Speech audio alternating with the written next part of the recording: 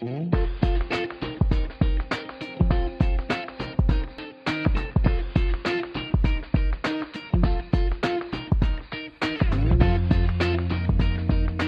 je vais vous parler aujourd'hui au titre d'ancienne responsable du pôle observation de l'Observatoire du SAMU social de Paris.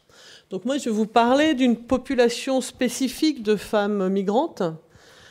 C'est celles qui sont arrivées en France depuis souvent un petit moment, on verra, et qui sont mises à l'abri par le dispositif du 115 dans des hôtels qui n'ont rien de sociaux à proprement parler, puisqu'on est dans l'hôtellerie, lambda, voire l'hôtellerie de toutes les périphéries de ces villes d'Île-de-France. Donc avant de vous expliquer à partir d'où je parle, deux mots sur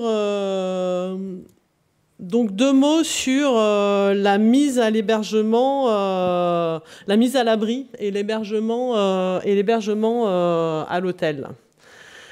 Donc il faut savoir qu'en fait, juste en Île-de-France, il y a 18 000 familles qui sont hébergées dans plus de 600 hôtels répartis dans toute l'Île-de-France. Donc ça, c'était en 2016. Parmi ces familles, 9 sur 10, donc là je parle de ménages, 9 familles sur 10 sont des familles migrantes. Donc on voit une énorme proportion de familles migrantes. Et l'option d'hébergement d'urgence à l'hôtel est en fait celle qui est moins bien notée, notamment pour s'agissant de l'accompagnement et du suivi social. C'est sûr qu'on est moins bien suivi quand on est à l'hôtel plutôt que quand on est en CHU ou en CHRS. Donc c'est des hôtels qui sont souvent mal desservis, où il n'y a pas forcément de transport en commun. Et c'est des hôtels dans lesquels les femmes peuvent connaître une certaine forme d'instabilité de l'hébergement, puisqu'on peut arriver... Chaque changement familial fait qu'on est obligé de changer d'hôtel. Et puis, selon les politiques départementales, voilà, dès qu'il y a un match de foot aussi dans le stade d'à côté et que l'hôtel doit héberger des touristes et non plus des familles, quoi, voilà. On est dans une espèce de plasticité où donc le PHRH, qui est le pôle d'hébergement et de réservation hôtelière, gère de plus en plus de monde. Notamment, il y a à l'heure actuelle aussi une saturation du parc hôtelier. Notamment, pour vous donner une petite idée, en fait, il y a une augmentation de la durée d'hébergement ces dernières années. Alors qu'en 2015, on était à 23 mois en moyenne de durée d'hébergement, en 2017, on est à 28 mois. Donc vous voyez déjà en 2 ans comment la moyenne a augmenté de 5 ans.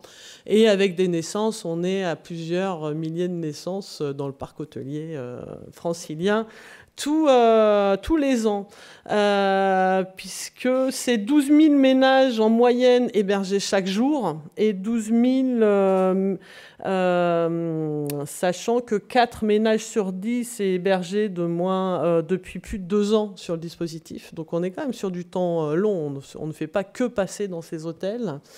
Donc sur une année complète, le SAMU social, juste en hôtel, peut héberger, donc en 2017, c'était 20 000 ménages distincts, soit 57 000 personnes. Hein. Là, on parlait de familles ou de personnes, sachant que les familles sont composées de plusieurs membres.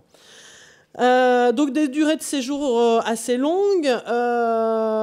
Je ne vais pas parler de la difficulté. Voilà, c'est un gouffre financier aussi, hein, pour les dispositifs publics de loger tout ce monde-là.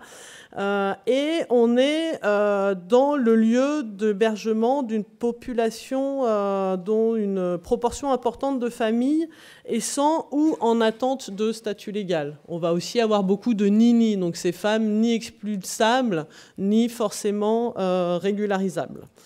Et en même temps, on ne le voit pas sur la diapo, mais je voulais quand même dire que c'était aussi une mise à l'abri et des lieux de vie. On voit bien aussi quels ont pu être le trajet de certaines.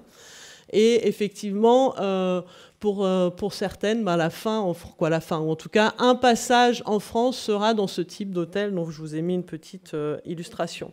Donc pour aller plus en entonnoir, moi je vais vous parler à partir d'une enquête qui s'appelle Des Saphirs, droit et santé des femmes hébergées, isolées, réfugiées.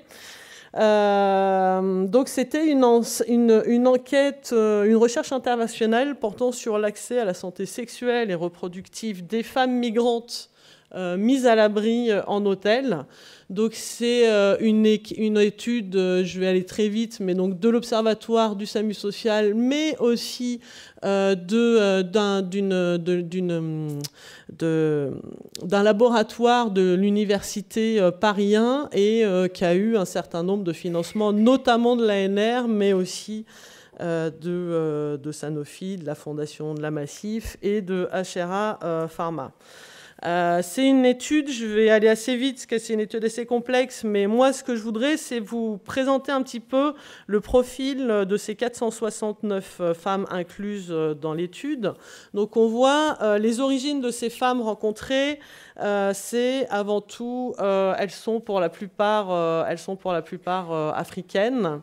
La moitié sont des femmes qui vivent en couple avec enfants et l'autre sont en situation de famille monoparentale, sachant que 40% vivent avec un seul enfant.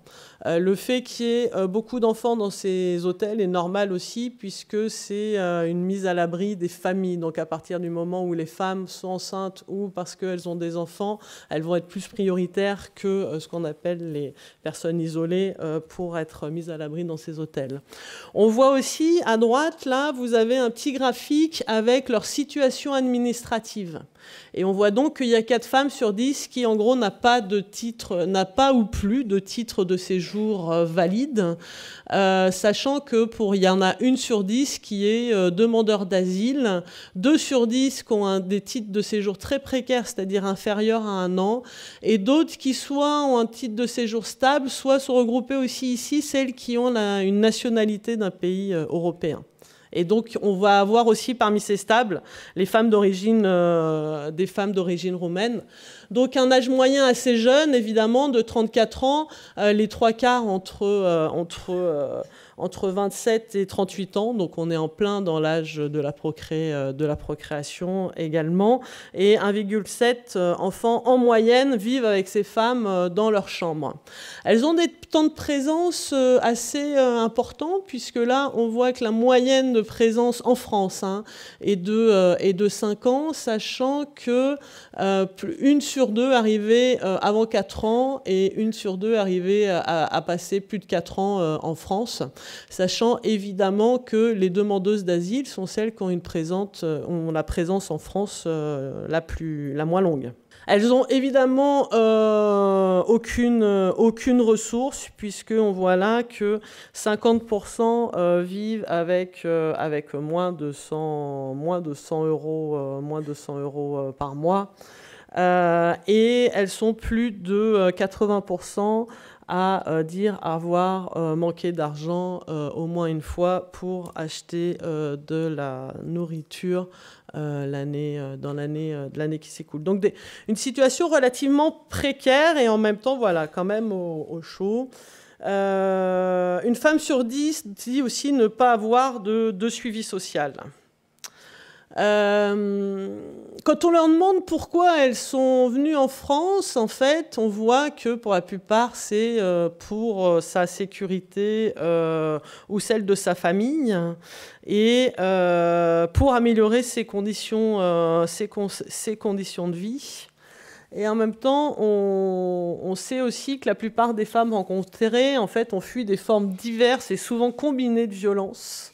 Et parmi ces violences, on va distinguer celles qui ont été exercées par des agents de l'État à proprement parler, et d'autres qui ont été des violences exercées par des membres de la famille. Par rapport aux violences déclarées dans l'enquête, on demandait aux femmes quel type de violence c'était la fin. À la fin de l'enquête, on leur demandait quel type de violence elles avaient pu subir. Et elles ont été interrogées sur leur exposition à tout type de violence. Donc pour aller assez vite, parmi l'ensemble des femmes incluses, on voit une grosse prévalence en fait, des violences. 3 femmes sur 4 déclarent avoir subi au moins une violence au cours de sa vie, quelle qu'elle soit, sachant que la violence, ça allait de la destruction ou la confiscation des papiers jusqu'au travail forcé, en passant par la privation de liberté, par l'agression sexuelle ou par les agressions physiques. Donc les types de violences déclarées les plus fréquentes sont les insultes, puis les vols et les menaces. Et en même temps, les agressions proprement physiques concernent 3 femmes sur 10 et quand même les agressions sexuelles, plus d'1 sur 4. Et on leur avait demandé où est-ce qu'elles avaient vécu les violences. Et là, juste un chiffre sur cette photo, on leur a demandé aussi si elles ont trouvé que leur voyage il était compliqué, pas très compliqué ou pas du tout compliqué. Et on voit ici qu'en fait, en jaune, en orange, vous avez les agressions sexuelles. Et on va voir qu'en bleu, donc, on a les violences tout type et tout auteur. Et en gris, on a les violences conjugales. Et en fait, ce qui est assez frappant ici dans ce tableau, c'est que celles qui déclarent avoir vécu un voyage très compliqué sont également celles qui déclarent le plus avoir vécu des violences dans le pays d'origine. Donc on est ici quand même dans les violences comme déterminant au voyage. Et c'est parce qu'on a eu la vie la plus pourrie, entre guillemets, dans le pays d'origine, qu'on va avoir les conditions les plus dégueulasses de trajet en tant que telles. Et on voit aussi que c'est celles qui ont vécu les voyages les plus compliqués, qui ont aussi le plus souvent vécu des agressions sexuelles au cours de leur voyage. Je ne reviendrai pas là-dessus, parce qu'on en a discuté un petit peu ce matin. Il y a encore des violences, évidemment, depuis l'arrivée en France, notamment à des moindres violences, mais la violence continue une fois qu'on est arrivé en France. Et les violences, le fait d'avoir subi des violences n'est pas sans conséquence sur la santé perçue, puisque les femmes qui déclarent des violences déclarent aussi le plus souvent avoir un mauvais état de santé. Et c'est encore plus vrai pour les deux. En bas, là, on a les violences déclarées on a l'état de santé psychique déclaré, selon qu'on ait ou pas déclaré des violences sexuelles. Et plus les femmes déclarent avoir vécu des violences sexuelles, moins elles déclarent un bon état de santé psychique. Je vais aller assez vite, mais voilà, on voit bien une corrélation. On le sait, mais là, voilà, c'est un petit peu chiffré. Donc voilà, ces femmes, elles ont eu des parcours, pour lesquels la violence jalonne de fait ces parcours, et en même temps, elles sont là et elles ont aussi un accès aux droits et un recours aux soins. Si on va d'un point de vue basique, en fait, sur la proportion de femmes qui ont une couverture maladie. On voit que les demandeuses d'asile sont les moins bien couvertes et que viennent ensuite, donc les demandeuses d'asile, c'est celles qui sont vraiment tout au milieu, puisqu'elles sont 28% à n'avoir aucune couverture maladie. Ce qui est intéressant, on va voir donc que parmi les 100 titres de séjour valides, elles sont près de 7 sur 10 à avoir accès à l'AME. Tandis que parmi celles qui sont dans des statuts précaires, donc des titres de séjour inférieurs à 1 an, elles sont plus nombreuses à plutôt avoir la sécurité sociale, donc, dont la CMUC et la PUMA. C'est assez intéressant à l'heure actuelle, étant donné les débats aussi sur la suppression ou pas de l'AME. J'ai voulu un petit peu insister sur ces chiffres-là.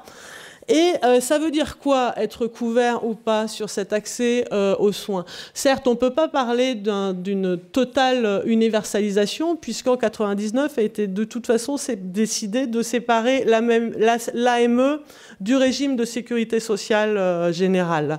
Reste que, et on le voit ici, ces femmes, elles vont quand même et là, on est sur un recours à des soins médicaux pour soi et pas pour les enfants. Hein. Là, c'est typiquement pour elles. Au cours des 12 derniers mois, elles sont près de 7 sur 10 à avoir vu un médecin général. Donc, on est à 20% on est à 20% de moins qu'en population générale. Mais bon, on est quand même dans une offre, dans une consommation de soins, entre guillemets. Mais qu'est-ce qu'on voit? On voit que celles qui n'ont aucune couverture sont moins de la moitié à consulter un généraliste, tandis que celles qui ont la sécurité sociale, elles sont 77%, et celles qui ont l'AME, elles sont quand même 69% à avoir consulté un généraliste. On voit que ce taux baisse beaucoup plus pour les consultations gynéco, mais qu'encore une fois, en fait, avoir l'AME ou la sécurité sociale permet aussi des consultations de spécialistes, sachant que les consultations de sages-femmes sont aussi très très corrélées, vous vous en doutez, au fait d'avoir accouché ou pas dans l'année. Donc je les gérerai moins. Mais ce qui est intéressant ce qui est de toute façon intéressant par rapport ne serait-ce aussi qu'à l'ouverture de droit, c'est que l'enquête met vraiment en évidence qu'en fait, le fait d'avoir accouché en France et en fait, le fait d'avoir accouché en France est positivement corrélé au fait d'avoir finalement une couverture maladie, d'avoir un parcours de droit, une couverture maladie en règle. Ce qui est intéressant aussi, c'est qu'on leur a demandé où est-ce qu'elles avaient eu leur dernière consultation. Et on voit que pour le médecin généraliste, en fait, près de la moitié de la dernière consultation de ces femmes a eu lieu notamment dans un cabinet médical en ville, et ce, quel que soit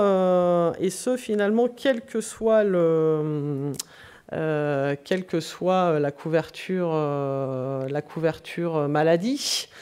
On voit que pour la consultation d'un gynécologue à proprement parler, c'est à l'hôpital et à la PAS que les femmes vont en premier pour ce type de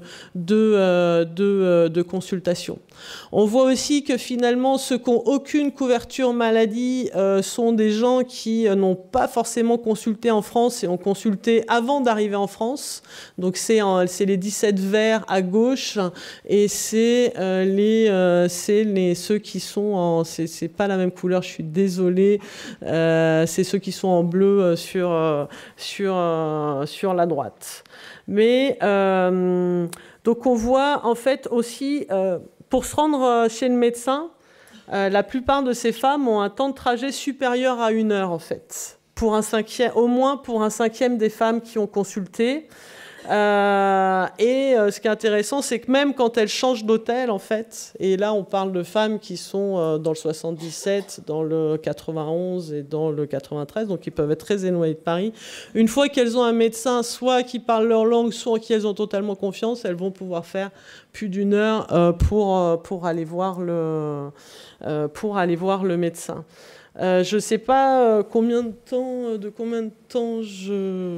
Là, c'est fini. Bon, je ne vous parlerai pas donc de leur accès à la contraception, juste pour vous dire que quand même parmi ces femmes en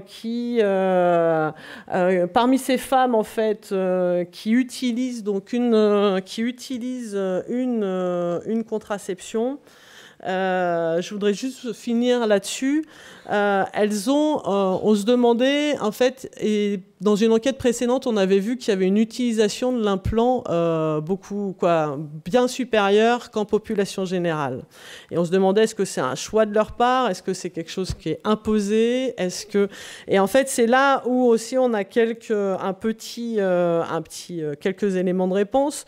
Les lieux de l'obtention pour l'implant, on le voit, ça passe à 80% à l'hôpital. Et on voit ici l'importance du passage à l'hôpital dans l'obtention d'un moyen moyen de contraception pour ces femmes. Et en même temps, quand il s'agit de parler du choix de la contraception, on voit que pour l'implant, finalement, c'est elle seule ou elle avec le professionnel ou elle avec le conjoint qui ont procédé à ce choix, et que c'est pas tant un choix aussi imposé que ce à quoi on aurait pu croire au départ.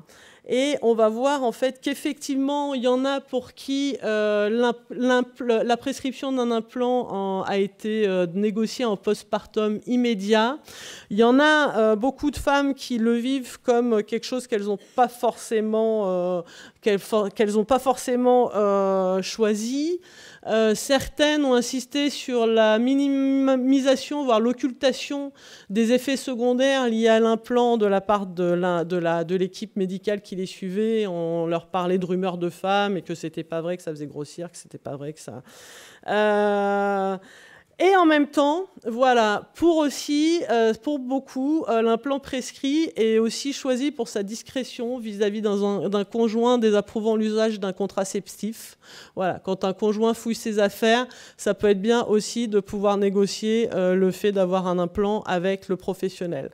Donc voilà, des femmes qui sont dans des situations évidemment matérielles, qui vont pas bien, mais des femmes qui restent quand même avec un minimum d'accès aux soins, même s'il y a évidemment énormément de problèmes, notamment de traduction, notamment d'accès et que je pense que c'est là-dessus aussi qu'il faut vraiment que les équipes médicales, je pense que il y a beaucoup d'équipes médicales dans la salle et que c'est aussi un souci de communiquer au-delà du strict minimum.